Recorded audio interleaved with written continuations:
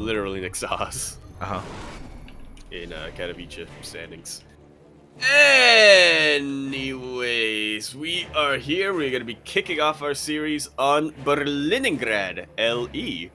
Over here in the top left-hand corner map, spawning all the way in the top left-hand corner, we of course have our red Zerg player coming out from the land of Korea. He's going to be representing Alpha X.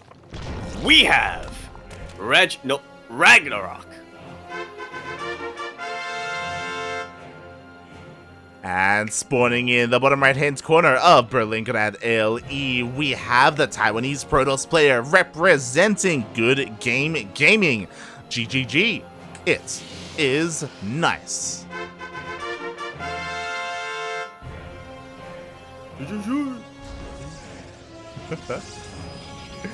Yeah, man, it's been a while since we cast one of the GGG boys. Yeah. I almost made a mistake as well, and I almost put Alpha X for nice, and then I was reminded, oh, he switched teams. Yeah, for the longest time, he was Sushi's star child, in a way. Mm-hmm. He really was, and this is what I'm excited about, because now, Ranger, he can go full-on big brain mode. He can finally unlock his mind, and I'm excited because I don't know if you noticed, he went for a pool first. Not just a pool first, he went pool, gas, and then hatch, as well as mining out those minerals. Oh yeah, he is keeping his foot on the pedal this entire game, and he ain't gonna stop. May as well, we are on Berlingrad, the shortest map in the current map pool, and let's hope that Nice is gonna be able to wall off in time. Yeah, Lings are on the way. I mean, thankfully, Nice did scout this with his probe, so he should be taking this seriously. I say should. I'm a little bit surprised. He doesn't have a Zealot on the way. He doesn't have a Zealot on the way, and I don't see a probe getting here to wall this off. He waited until the Cybercore finished so he could get the Adept, but that is too little too late. Yeah, there are two pylons, so one of them will die. Maybe the second will survive long enough for the Adept to come out, and I guess Nice is happy and content to lose one pylon. But, oh my god, I think he's getting ready to surround. He is! He's getting ready for it! Oh! Just like so. You can't shade away from this, unfortunately. Apparently you can if you're Nice. Oh god, it's so close. One more hit and the Adept does get picked off, and now RagnaroK, he's back on that pylon. And I was trying to take out this probe so he can't get a full wall off, and Nice is forced to pull away from the mineral lines. Oh man. Every single time you want to cut a corner against somebody like RagnaroK, he is gonna shove that corner back into you. I don't know what that metaphor was, but gonna reinforce that corner. Yeah, he's just gonna pull first, you mate, and try and get as much economic damage as possible. Almost gets a couple of probes. Like, these probes were so incredibly low. But what I will say is that it looks like this defense from Nice against any other player, against any other weaker player, Zerg player, would have worked. I just love that RagnaroK, he, like, as he was attacking that pylon, the second pylon, he was getting ready to surround that Adept. He knew exactly where it was about to pop out, and he was able to deal with it. Yeah, he knew it was going to be too late to kill that pylon. He knew that, you know, his corner was on the way, so may as well get ready to surround that Adept. I almost wish that RagnaroK didn't transition out. I almost wish that he did just hold down NCT, but I think he would have won the... He may have been able to win the game by now, but yeah, he did decide to take things a little bit more seriously, so only 6 Lings at the start. Really respecting Nice. Exactly, it was like an economic pool first, where you make 6 Lings and that's it, and then you get a third base behind it and you drone up. I agree that there is a world out there where if he just Ling floods from that position and makes nothing but Lings, he could maybe overwhelm Nice. But RagnaroK, you know, he's taking a different approach to this, and for all intents and purposes, like, he got what he wanted out of it. He got way more than what he wanted. Let's be real. True. Well, now this game so far for Nice, a probe, a pylon, and an Adept for only 6 Lings and an Overlord. That is best case scenario if you're the Zerg player. Exactly. And on top of that, RagnaroK was even able to scout the tech here as well. He was able to confirm the Stargate opener, but he hasn't seen much else. Thankfully, the second Overlord has actually successfully hidden outside the natural base of Nice. So at any moment he can dive in, and we can see Nice is going for Tempest. Hell yeah! Let's go. Bold move, Nice, bold move. He's kind of pulling a Ranger in a way. He's just skipping Void Rays and going straight into Tempest. The difference is that Tempests do very well against Queen Walks, if that's something that Ranger wanted to go for. Which he's setting himself up for the option to go for that Queen Walk right now. The Roach Rowan did just about finish up. The lair is about to be finished soon, so at any point he could decide, yeah, I'm just going to get, not Thermal Lance, the Zerg version of that. Get loud Reconstitution and go for a Queen Roach Walk, but I don't know. RagnaroK is just trying to get a little bit more information before really deciding on his tech choice. Yeah, exactly. Meanwhile, there's no shield battery behind this, so the Adept will fall. Thankfully, we see a warp in of a second Adept, so RagnaroK will not break into the natural base. But did you just say Cloud Reconstitution is the Zerg equivalent of Extended Thermal Lance? Look. Look, listen. I was trying to remember an upgrade. Fair enough, mate. Fair enough. What is the Protoss equivalent for Galarian? I guess Charge. Charge, no, yeah. but Charge is the equivalent of Metabolic Boost. Is it? Or maybe both. Maybe Blink? Maybe Blink? Yeah. Because Roaches are the Zerg stalkers. There you go. They do stalk. There we go. All right. Okay. They do. Meanwhile, the Overseer did get into the main base, so RagnaroK is fully aware of the Tempests that are coming across the map. They are on the way. There is a Spire for those Corruptors, but it's not done yet. And a couple of these Queens getting caught out. Yeah, for a second I was actually favoring RagnaroK here, but then I remembered just how tanky Tempest could really be. You know, it does make sense to try to deny the dead air of the Tempest player, but not with only 3 Queens. This is a lot more that I like it, and it's definitely a lot more that RagnaroK likes it. He's trying to get on top of that weakened Tempest, but there is a little bit of dead air here that Nice is making the absolute most out of. Yeah, exactly. Like, using the terrain to his advantage, Nice is kiting incredibly well against these Queens, but in a couple of seconds, we have 10 Corruptors on the way, mate. Yeah, I was starting to get really worried for RagnaroK here. I was going to say, oh, Nice might be able to do it. But then I looked at the top left-hand corner map, and yeah, I think best case scenario now for Nice is to take out this hatchery. Come on, you can do it. Take it out of recall. Get out of here, buddy. Get out of here. Oh, God. Yeah. Uses a couple of Tempests here, but was able to get that base in the end. Was able to deny a better economy here for RagnaroK. Yeah, exactly. That was so close. A couple of seconds too late, and those Tempests may not have gotten that hatchery, or maybe even another Tempest would have fallen. Meanwhile, here we go. We have a massive counterattack. Corruptors are trying to engage, but Prismatic Alignment on these Void Rays forces all these Corruptors back. This is why you never want to cut any corners here as the Protoss player. We recall back to the Ranger series. That was really what he was missing in game number 1. Nice demonstrates exactly why you want to have a couple of Void Rays out in PvZ. Yeah, exactly. Thankfully, he didn't, like, you know, overcommit into the Tempest. Like, he got as many as he needed and then hard switched into those Void Rays to prepare for the Corruptors. And now Nice is in a pretty nice place, all things considered. I get it. Hey. Like, he's fully saturated on 3 bases. He's got Void Rays. Flux Veins is about to finish up. You know, he's working on +2. These Corruptors are still a threat, but yeah, he is like in here. He's down in supply, but I mean, he's got the quality in that supply. He absolutely does.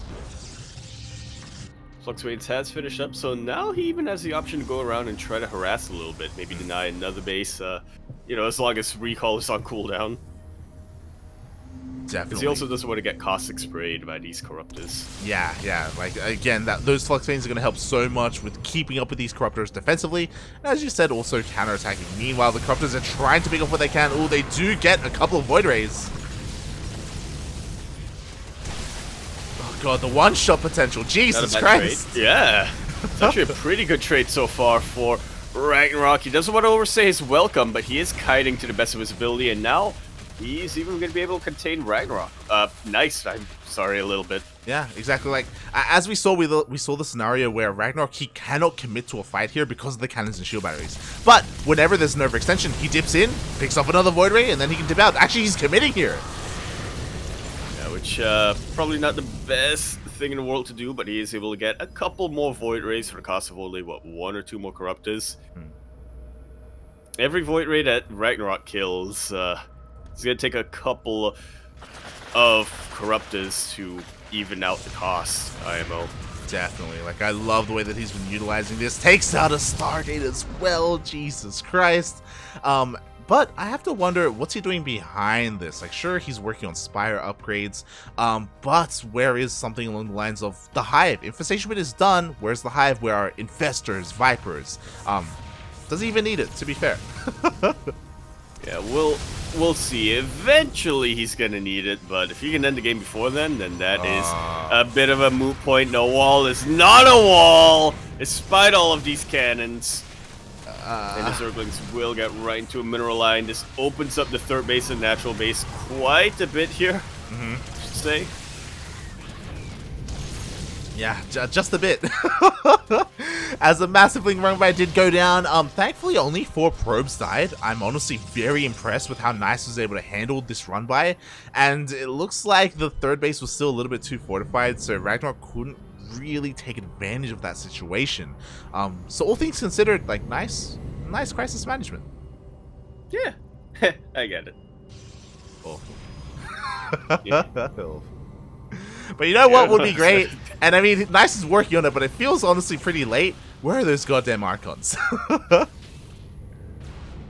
Yeah, just about the best anti-corruptor unit you can get right now, especially since if you look at the ground army of RagnaroK, it has been mostly Zerglings, only a couple of roaches here.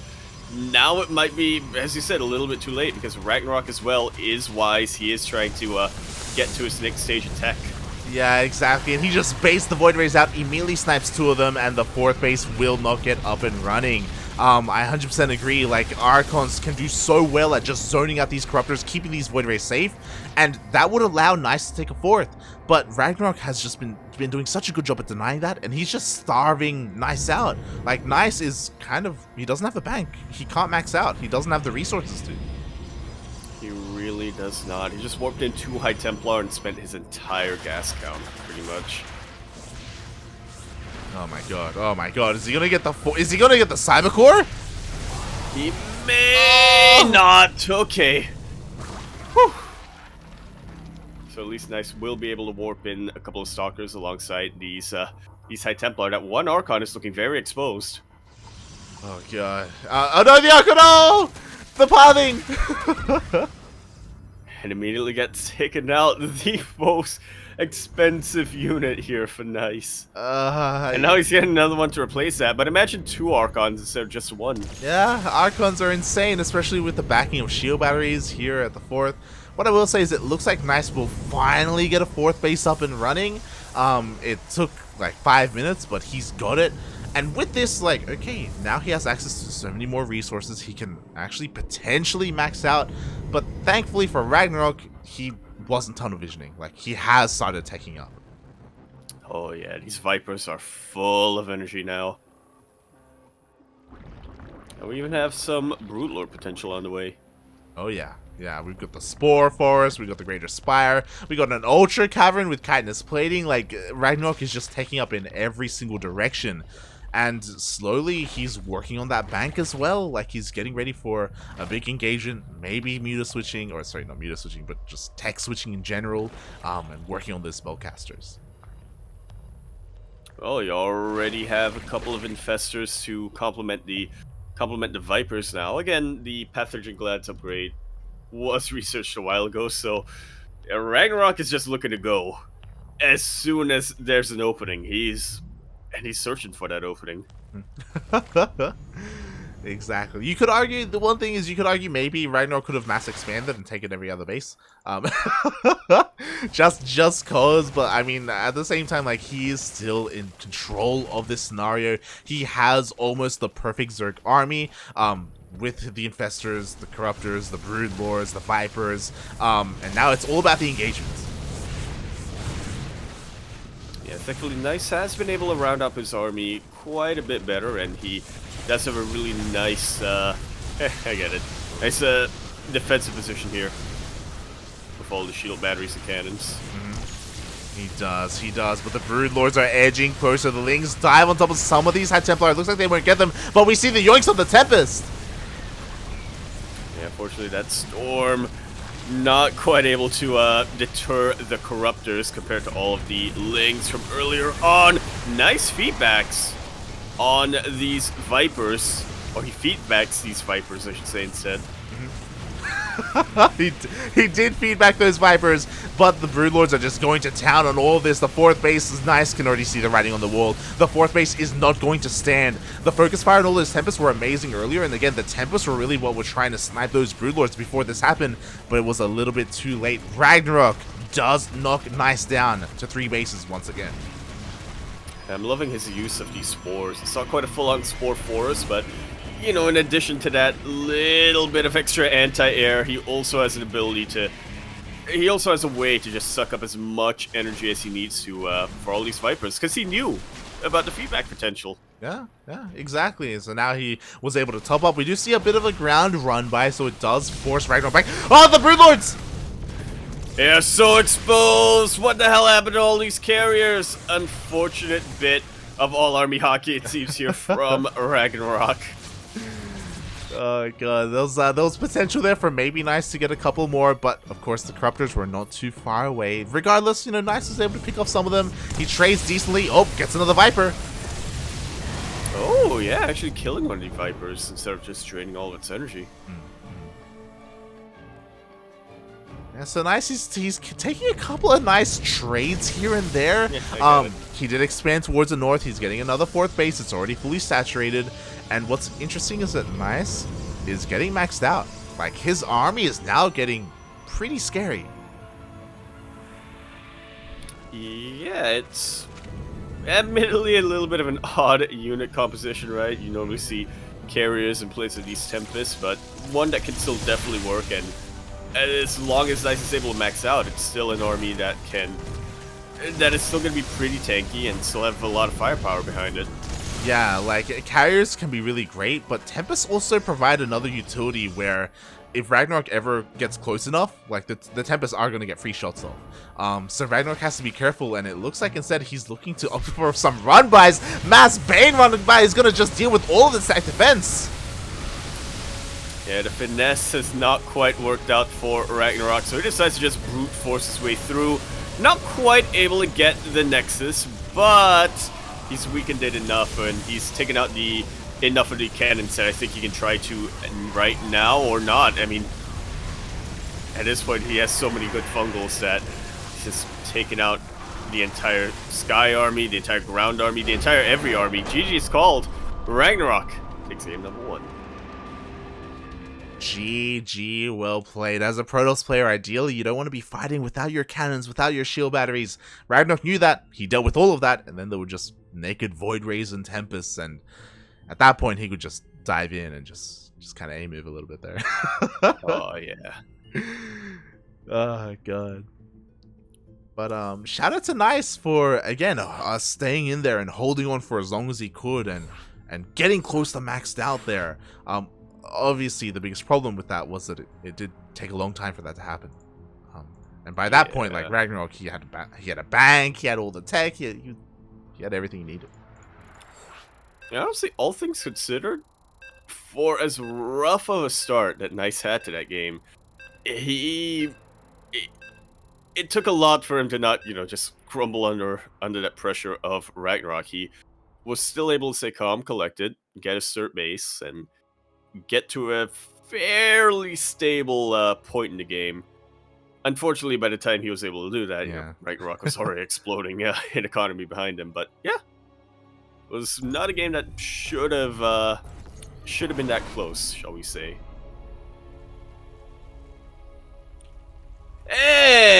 Anyway, we are now going to be continuing our series on Blackburn LE. We're in the bottom right-hand corner of the map, spawning all the way in the bottom right-hand corner. We, of course, have our red zone player coming out from the land of Korea. He is, of course, going to be representing Alpha X. He is RagnaroK. The biggest braid Korean. And spawning in the bottom left-hand corner of Blackburn LE, we have the Taiwanese Protoss player representing Good Game Gaming. Currently down in this series, but not out. Not yet. It is nice.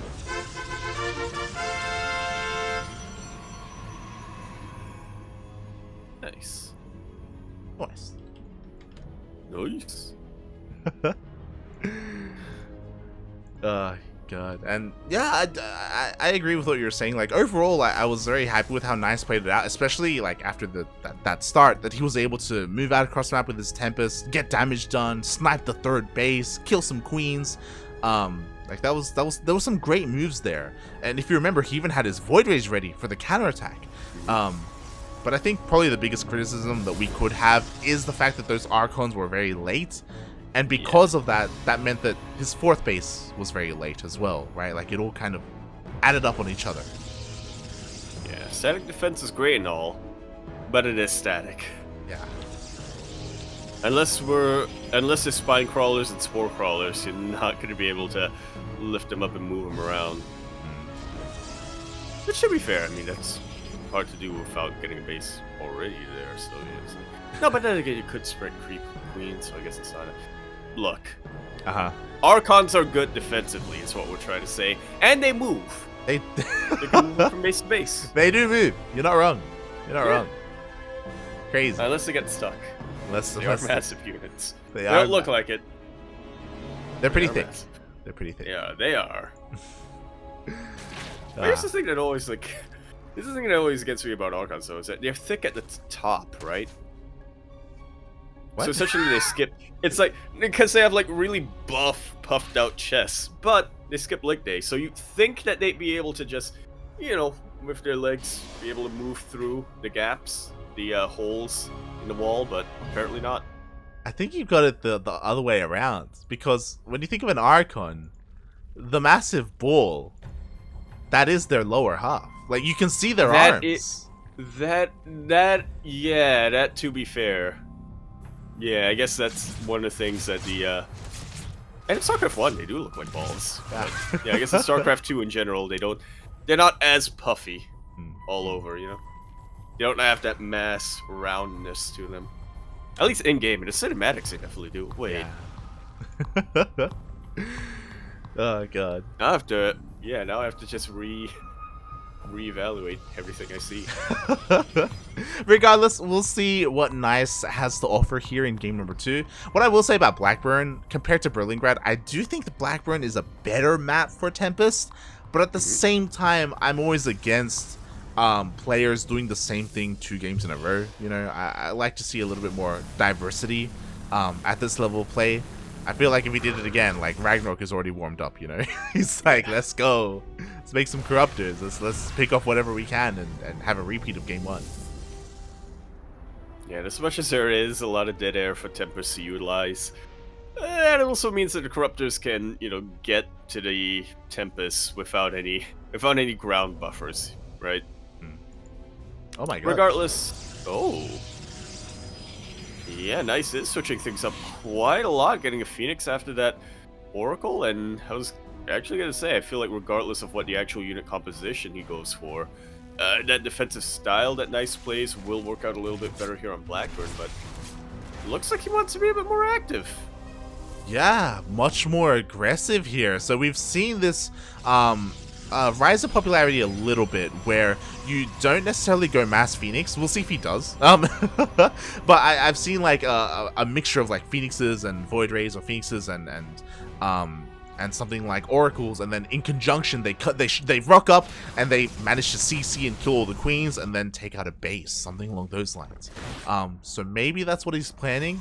Maybe he's just planning to go full Phoenix, which is yeah, he's just going full Phoenix. Oh, let's boy. Go. Well, I think the biggest tell will be whether or not he gets an upgrade with this Forge. Because if he does, then, you know, Phoenix Charge Loud or Phoenix Adept. It's been a while since we have seen Phoenix Adept, but You know, those kind of Phoenix gateway styles are brilliant aggressively, but instead he is just using that Forge Cannons. Yeah, I'm just worried because I don't know if RagnaroK is just... He hasn't seen anything, but he just knows. Like, his brain is just on He is the biggest of brains. His brain is on another level. He is going for a Hydra push on Blackburn, which again, ground pushes work incredibly well. And what is Nice gonna have to defend against it? He doesn't really have a ground army. There's no Twilight Council for charge. There's no Gateway Explosion. And Hydras in high enough numbers, they can pretty easily deal with all these Phoenixes. Man, I hope Oreo is watching right now. As this is his #1 favorite thing to do on Blackburn.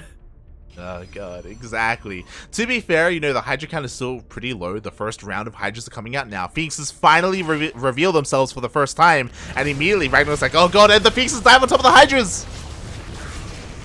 Yeah, very nice pick off here. That biological advantage helping out a ton right now for Nice, but he's getting a little bit too deep into enemy territory. He's actually picked up all the Hydras. Yeah. So even though he has lost a couple of Phoenixes here and there, he is slowing down the eventual push from RagnaroK. He is slowing it down. He's also scouted this, and now he can start preparing at home. But he has been losing a couple of Phoenixes here and there. Like, these aren't trades for free. Like, these are costing him.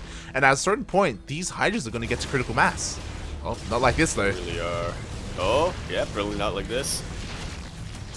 It's a little unfortunate, I suppose, that RagnaroK did decide to prioritize muscular augments over groove spines, but it's going to help out in his push, and this is what's throwing me off a little bit from Nice. He scouted the Hydras now. He knows what RagnaroK is going for. He throws on the Fleet Beacon. Is he going to double down and get Anion Pulse Crystals? Is he going to...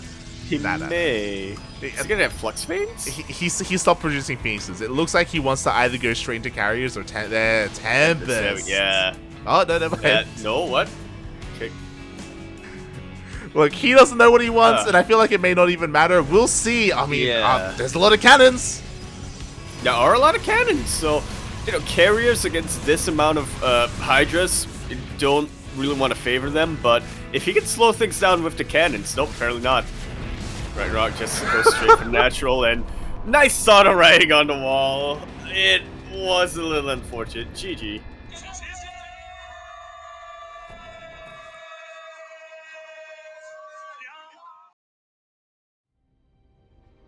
GG. Yeah.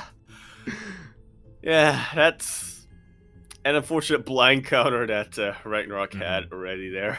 That was insane. That RagnaroK, what he was going for was exactly what he needed to just win the game. It was crazy. The